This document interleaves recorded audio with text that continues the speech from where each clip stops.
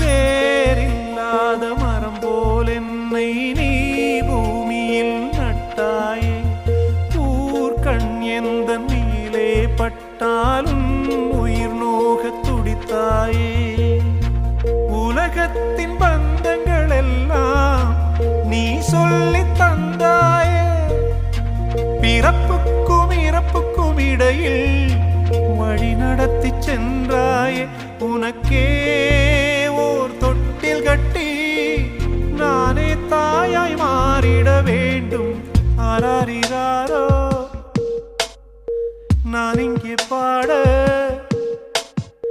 தாயே நீ கண்ணுறங்கு என்னோட மடி சாய்ந்து.